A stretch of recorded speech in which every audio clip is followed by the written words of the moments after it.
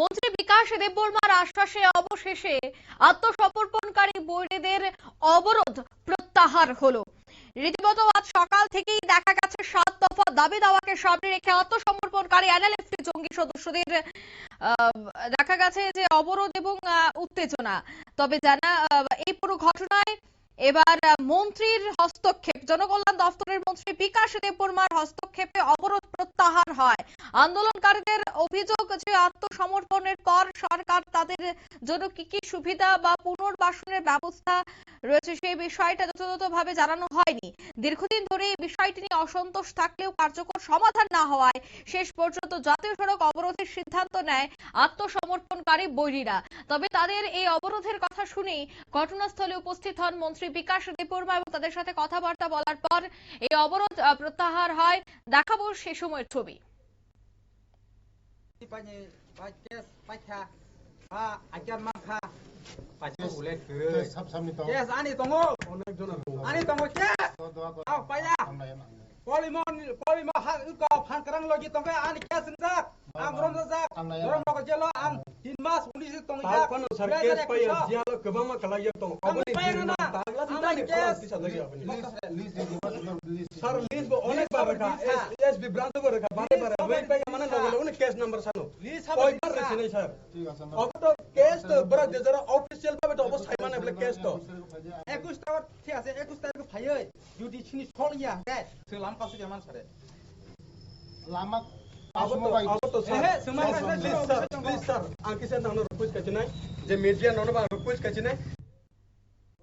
আপনারা দেখলেন এক প্রকার কিন্তু ক্ষোভ উগরে দিয়েছেন আত্মসমর্পণকারী বৈরীরা। তাদের যে বিভিন্ন লিস্ট তারা বারবার দিচ্ছেন কিন্তু সেই জায়গায় কোনো কাজ হচ্ছে না, ঠিক এই অভিযোগটাই কিন্তু উঠছে। আর তার জন্য তারা বাধ্য হয়ে আজ অবরোধে সামিল হয়েছে।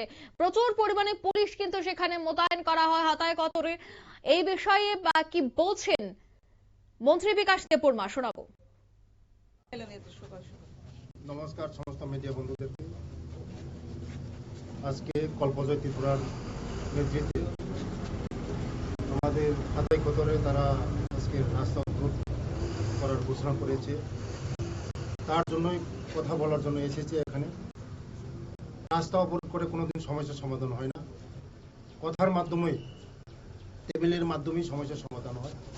তাদের যে সমস্যাগুলি আমি বলেছি কল্পজয়কে যে আগামী 21 তারিখ আমার সঙ্গে অফিসে বসে তাদের সঙ্গে আমি তাদের যে সমস্যাগুলি আমি দেখব, তাদের যে এই আরও অন্যান্য বিভিন্ন যে সুযোগ সুবিধাগুলি কি কি সুযোগগুলি যে দেওয়া হবে তাদের সঙ্গে কথা বলে যে তাদের যে সমস্যাগুলি সমাধান করা হবে।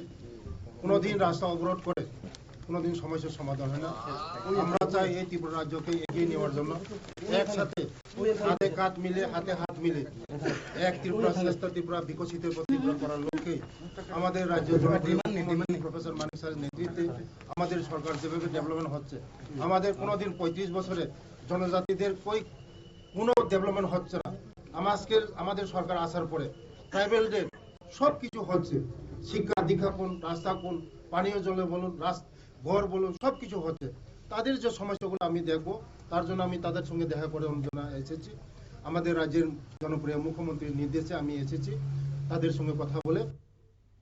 আপনারা শুনলেন মন্ত্রী বিকাশ দেববর্মার বক্তব্য। তিনি বলছেন যে বিগত সরকারের আমলে তারা কোন ধরনের কোনো সুযোগ সুবিধা পেত না, তবে বর্তমান সময়ে তারা অনেক সুযোগ সুবিধা পাচ্ছে এবং মুখ্যমন্ত্রীর নির্দেশে তিনি আজ এসেছেন কথা বলতে। অন্যদিকে আত্মসমর্পণকারী বৈরীরা তারা কি বলছেন, তাদের কি অভিযোগ, শোনাবো।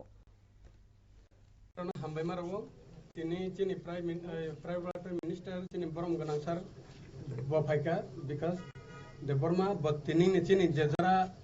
ডিমান্ড নিতুয় 7টা ডিমান্ড নিতুয় যতন 21 তারিখ বসে নাই আসুক বাইना जों बाय जतन सिलेक्शन अंगनाय हिने बकाव रखा एंगायगा तमुन जों 21 तारिख थाङै बो जेदिन सिलेक्शन अंगै एंगायगा हायनो हाय जों अ हाथाय कटर जों आसो फांकिनाय जेदिन अ 21 तारिख बसों समस्या समाधान सिलेक्शन अंगनाय गायगेबो आसो बायनो पाइनाय तेनि निजराते गेतो अनुरोध जों ओपेन खालाय रसिनाय।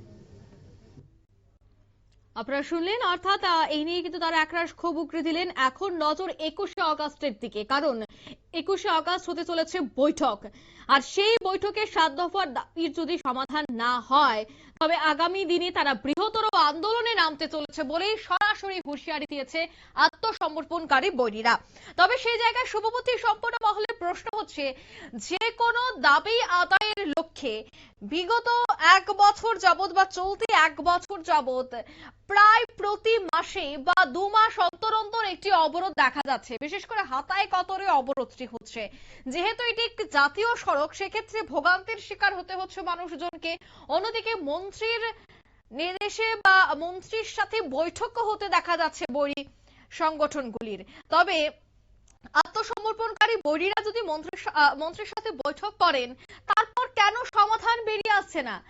তারপরেও কেন অবরোধটা চলছে? তবে কোন জায়গায় রয়েছে ফাঁকফোকর? কারণ সমস্যায় তো অবশেষে পড়তে হয় সাধারণ মানুষকে। কারণ অফিস আদালতে যেতে হয়, আর অফিস যেতে গেলে অনেকেই শহর থেকে এডিসি এলাকায় যান বা এডিসি এলাকা থেকে অনেকেই শহরে আসেন। তাই সাধারণ মানুষ এই পুরো ঘটনার মধ্যে দিয়ে কিন্তু ফেঁসে যাচ্ছে। তাদের কদিন পর পরই 2 মাস অন্তর অন্তর তাদের এই অবরোধ, তাদের সমাধানে রাজ্য সরকার কি পদক্ষেপ গ্রহণ করছে সেটারও কোন ধরনের কোনো স্পষ্টীকরণ আসছে না। সবটা মিলিয়ে কিন্তু রীতিমতো নাজেহাল হতে হয় পথ চলতি মানুষজনকে। তবে তার সমাধান 21 তারিখ হবে কিনা তার দিকেই নজর।